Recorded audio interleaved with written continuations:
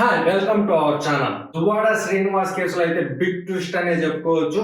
ప్రస్తుతం ఒక గంట క్రితమే మాధురి పైన అయితే కేసు నమోదు చేశారు. ఐపీసీ సెక్షన్ 125 కింద కేసు నమోదు చేశారు. అయితే ఈ కేసు ఎందుకు నమోదు చేశారు, అసలు నిన్న జరిగిన డ్రామా ఏంటి, ఇది మొత్తం అయితే విశ్లేషణ చేద్దాం ఈ వీడియోలో. ఈ వీడియోలోకి వెళ్లే ముందు మా విశ్లేషణ కనుక మీకు నచ్చినట్టయితే ఒక లైక్ చేసి, షేర్ చేసి, సబ్స్క్రైబ్ అయితే చేసుకోండి మన ఛానల్ కి. ఇప్పుడైతే వీడియోలోకి వెళ్ళిపోతాం. ముందుగా మనం చేసుకుంటే ఇంతకు ముందే 2 రోజుల నుంచి ఈ డ్రామా అయితే నడుస్తుంది. దువ్వాడ శ్రీనివాస్కి సంబంధించిన డ్రామా అయితే మనం రోజు గమనిస్తానే ఉన్నాము.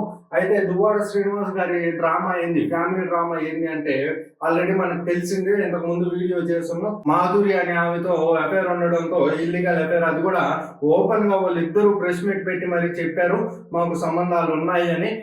అక్కడ ఎక్కడ మాకు సంబంధాలు లేవు, మేము ఫ్రెండ్స్ మాత్రమే అంటున్నాం. ఓపెన్ గా దువ్వాడ శ్రీనివాస్ గాని అలాగే మాధురి గాని ప్రెస్ మీట్ లో అయితే చెప్పారు. అయితే ఈ డ్రామా మొత్తం జరగతా ఉండగా అటుపక్క దువ్వాడ శ్రీనివాస్ గారి భార్యగా వాణి గారు గాని, వాళ్ళ కుటుంబ సభ్యులు, కూతుర్లు గాని ధర్నాకైతే దిగున్నారు.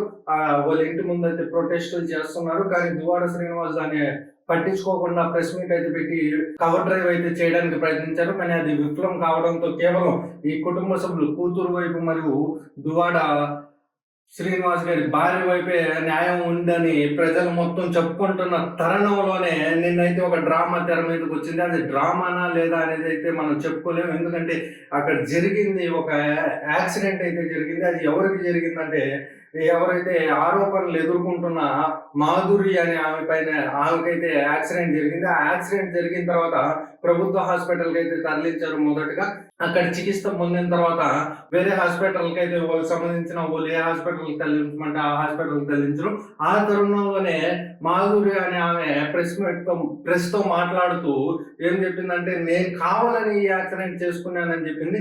కానీ ఇక్కడ మనం చూసుకుంటే కావాలని చేసుకున్నారా లేదంటే ఎలా చేసుకున్నారని చూసుకుంటే, ఎదురుగా ఆగున్న ఒక కార్ అయితే మాధురి గారి కార్ అయితే ఢీకొనింది. ఈ ఢీకొన్న సందర్భంలో ఒకవేళ ఎదుర్కొన్న మనిషికి ప్రమాదం జరుగుంటే ఎక్కడ లేని డ్యామేజ్, ఒకవేళ ప్రాణాలు కోల్పోయి ఉంటే నష్టం జరుగుండేది.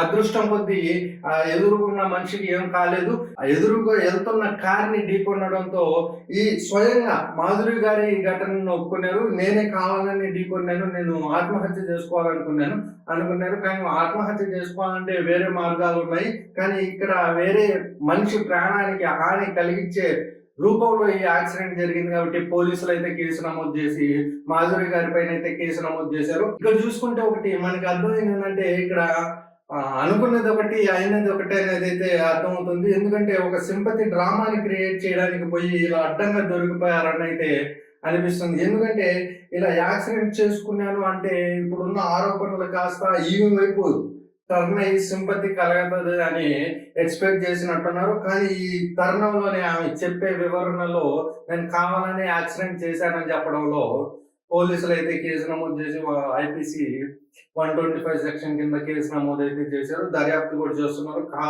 నిజంగానే కావాలని చేశారా ఈ యాక్సిడెంట్, లేదా అన్ఎక్స్పెక్టెడ్ గా జరిగిందనే కోణంలో అయితే దర్యాప్తు జరుగుతుంది. కానీ ఇక్కడ ఎవరైతే ఉన్నారో చేశారో యాక్సిడెంట్ ఓన్లీ చెప్పడంతో అయితే ఈ కేసు మరింత స్ట్రాంగ్ అవడానికి అయితే ఛాన్సులు ఉన్నాయి ఎక్కువ. ప్రస్తుతానికి ఉన్న డీటెయిల్స్ అయితే ఇది. మీ అభిప్రాయాన్ని కూడా కామెంట్ రూపంలో తెలియజేయండి. Thank you. నీ ఓటుని నీ వేటుకే వాడుతుంటే వింతగా, జుట్టు పట్టి రచ్చ కీర్చి నిలదీయవనేరుగా, ఉడుకెత్తిన నెత్తురే ఒక నిప్పుటేరులాగా కదలిరా. పనైపోద్ది రారా.